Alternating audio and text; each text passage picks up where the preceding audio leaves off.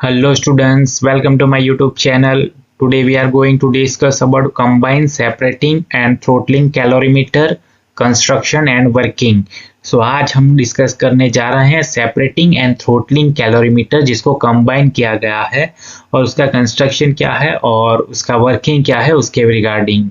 So without wasting much time, let us start this video. Introduction.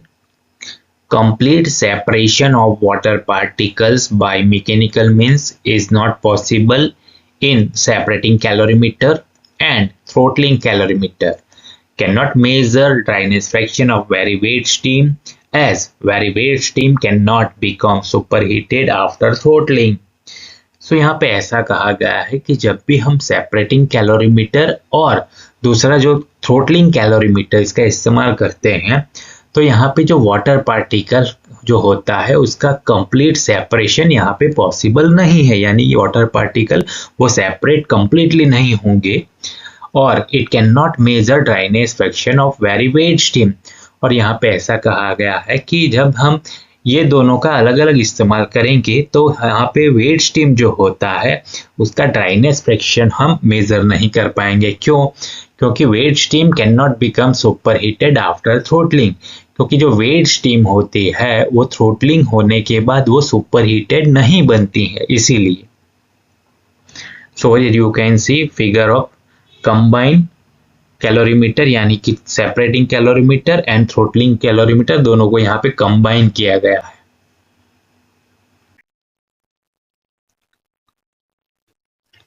In order to overcome above limitations and for accurate measurement of dryness fraction of wet steam, a combined separating and throttling calorimeter is used.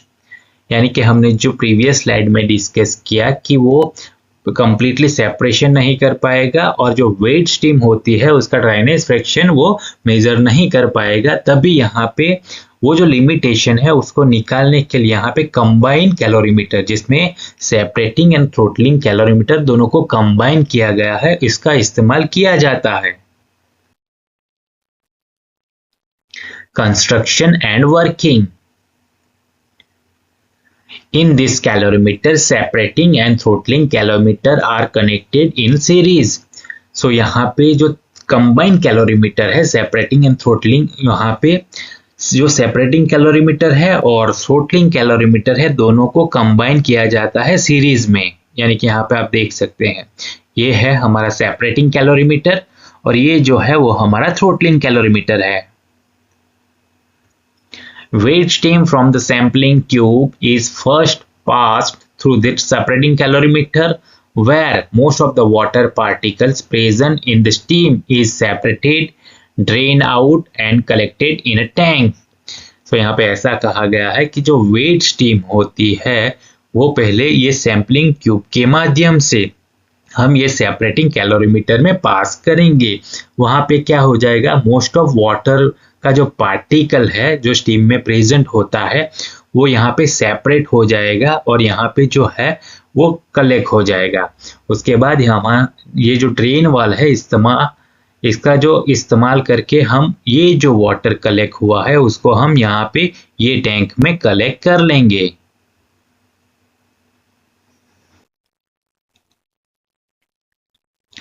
This steam, instead of condensing in a separating calorimeter, is now passed through throttling calorimeter where it gets superheated without any change in its enthalpy. यानी कि ये जो separating calorimeter में जो steam condense नहीं हुई वो steam अब हम पास करेंगे with the help of throttle valve. यहाँ पे पास करके ये थ्रोटलिंग कैलोरीमीटर में भेज देंगे. वहां पे क्या होगा, ये थ्रोटल वाल्व है तो यहाँ पे जो स्टीम आ रही है वो थ्रोटल वाल्व में से जब पास होगी तभी वो स्टीम सुपर हीटेड बन जाएगी. लेकिन यहाँ पे क्या होगा, उसका जो एंथैल्पी है दोनों साइड वो एंथैल्पी चेंज नहीं होगा. The pressure and temperature of steam after throttling are measured by manometer and thermometer respectively. यानी कि थ्रोटलिंग होने के बाद जब ये स्टीम थ्रोटल वाल्व के माध्यम से थ्रोटलिंग कैलोरीमीटर में जाएगी उसके बाद उसका हम जो प्रेशर और टेम्परेचर है वो हम मेजर करेंगे यहाँ पे ये थर्मोमीटर और यूट्यूब वाटर मैनोमीटर से।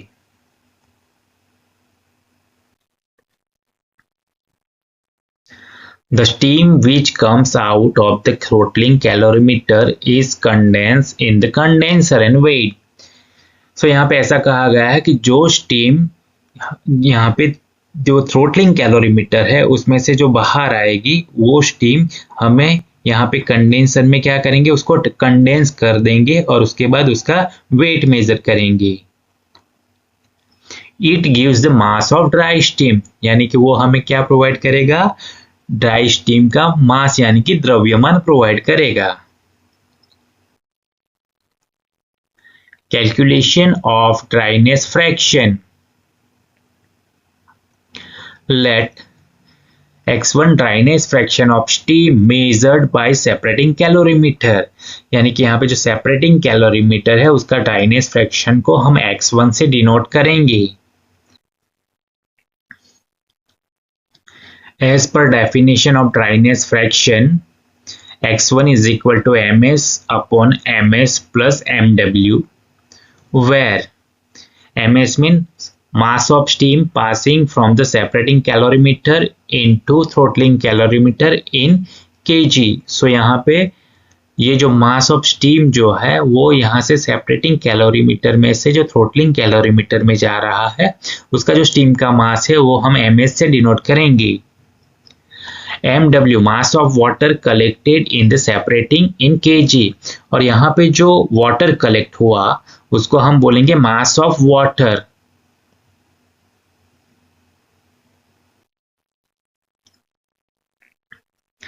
Let x2 is equal to dryness fraction of steam measured by the throttling calorimeter। अब यहाँ पे जो थ्रोटलिंग कैलोरीमीटर है उसका ड्राइनेस फ्रैक्शन हमें मेजर करना है तो उसको हम x2 के साथ डिनोट करेंगे।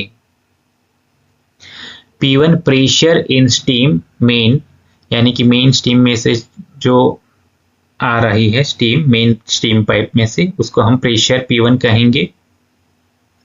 P2 pressure of steam before throttling, यानी कि ये थ्रोटल वाल है तो उसके पहले का जो स्टीम का प्रेशर है उसको हम P2 बोलेंगे, जो यहाँ पे with the help of pressure gauge हम मेजर करेंगे। Pressure in separator is small, hence P1 is equal to P2।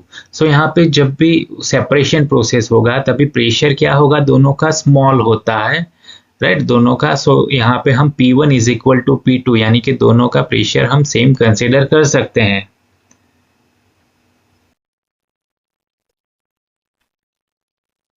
HF2 is equal to enthalpy of water at pressure P2 in kilojoule per kg। So basically enthalpy क्या होता है, enthalpy यानी कि total heat.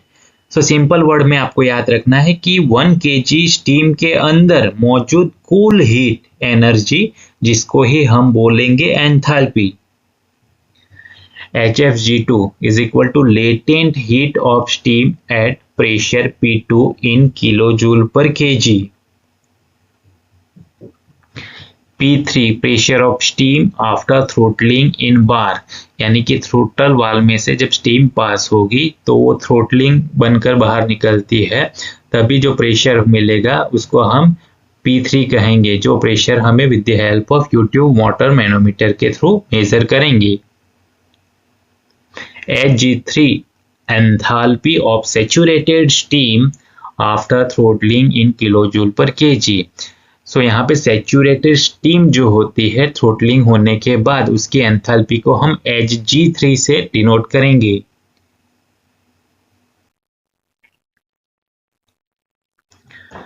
Temperature superheated 3 is equal to temperature of superheated steam after throttling in degree Celsius, यानी कि throttling होने के बाद जो स्टीम का टेम्परेचर हम मेजर करेंगे with the help of thermometer उसको बोलेंगे temperature superheated.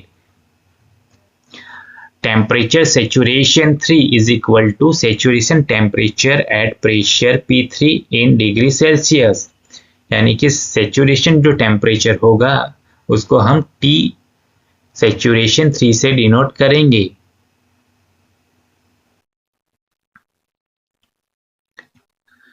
For constant enthalpy process. So यहाँ पे जो एंथैल्पी होगी वो कांस्टेंट रहेगी, एंथैल्पी जिसको हम H के साथ डिनोट करते हैं। So over here you can see HF2 plus X2 HFG2 is equal to HG3 plus CP, temperature superheated minus temperature saturated. So यहाँ पे ऐसा कहा गया है कि ये जो टर्म है जिसमें HF यानी कि सेचुरेटेड वाटर की हीट हम बोलेंगे, X यानी कि ड्राइनेस फ्रैक्शन कहा जाता है, और HFG जो होती है वो लेटेंट हीट कंसीडर की जाती है। सो यहाँ पे ऐसा कहा गया है कि हमारा जो कांस्टेंट एंथैल्पी यानी कि दोनों का एंथैल्पी सेम रहेगा, ऐसा कहा गया है। सो यहाँ पे हम X2 को अगर कर्ता बनाएंगे, so over here you can see X2 is equal to Hg3 plus Cp, temperature superheated minus temperature saturated minus HF2 upon HFG2। So simple हमने क्या किया, इसको कर्ता बना के उसको यहाँ पे सिंप्लीफाई किया है।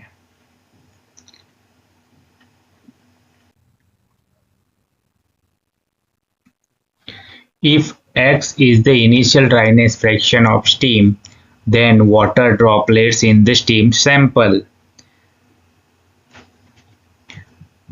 is equal to 1 minus X ms plus mw kg।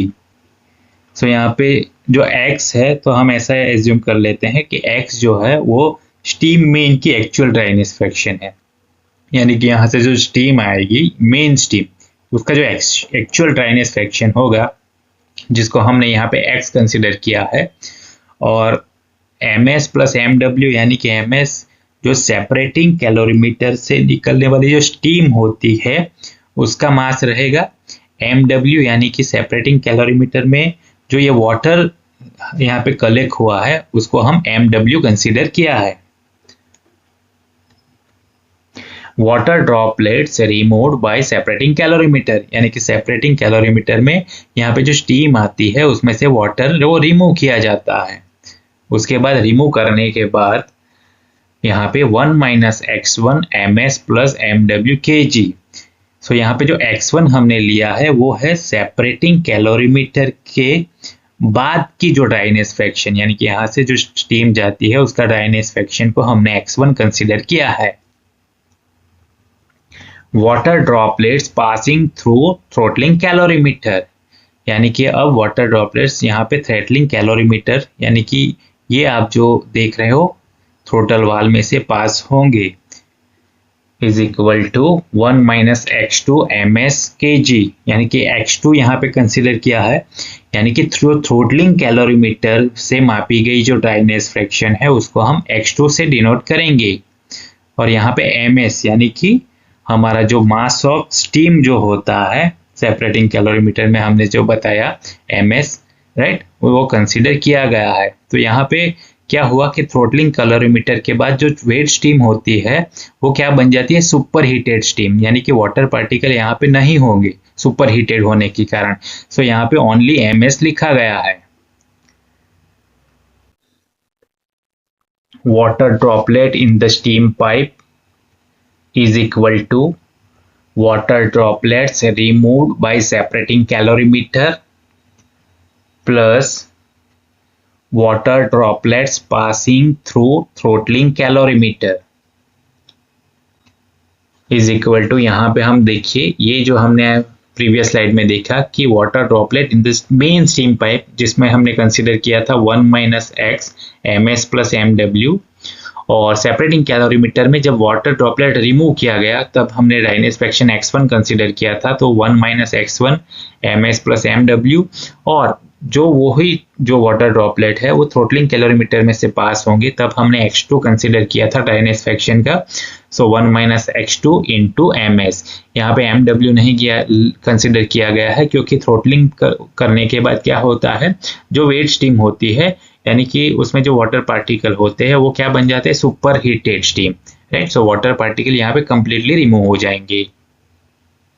अब क्या करना है, ये जो टर्म है उसी टर्म में यहाँ पे जो ms प्लस mw से ये सभी को डिवाइड करेंगे। तो सपोज यहाँ पे ms प्लस mw, सो यहाँ पे वो कैंसिल आउट हो जाएगा तो हमें मिलेगा 1 माइनस x, यहाँ पे upon M S plus M W वो कैंसल आउट हो जाएगा, तो हमें मिला 1 माइनस एक्स वन प्लस यहाँ पे upon M S plus M W, so 1 minus X two M S upon M W. So यहाँ पे एज इट इज लिखा गया है M S plus M W. So simple याद रखना है, हम यहाँ पे हमने क्या किया, दोनों तरफ M S plus M W से डिवाइड किया गया है।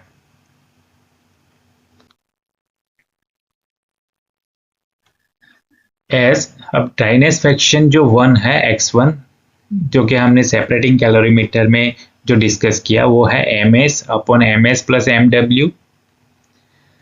सो जो प्रीवियस स्लाइड में देखा वो क्या मिला हमें, 1 minus X is equal to 1 minus X one plus 1 minus X two, और यहाँ पे जो टर्म था right M S upon M S plus M W, उसकी जगह पे हमने x1 लिखा है।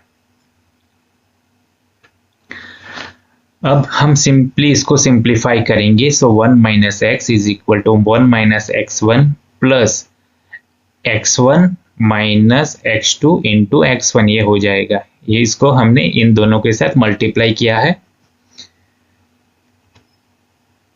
अब यहाँ पे ये जो 1 1 है उसको हम कैंसिल आउट करेंगे, सो हमें x मिलेगा। सो सिंपल ये टर्म को अगर हम सिंप्लीफाई करेंगे तो ये देखिए x1 प्लस और माइनस ये क्या हो जाएगा, कैंसिल आउट हो जाएगा। यहाँ से 1 1 कैंसिल आउट हो जाएगा, ये दोनों साइड माइनस माइनस है, ये भी कैंसिल आउट हो जाएगा, तो हमें मिलेगा x is equal to x1 dot x2, right. तो सिंपल है, ये मैथमेटिकल स्टेप है। आप हमने क्या किया, यहाँ पे इसको सिंप्लीफिकेशन ही किया है। Thank you for watching. Like, comment, share and subscribe to my channel.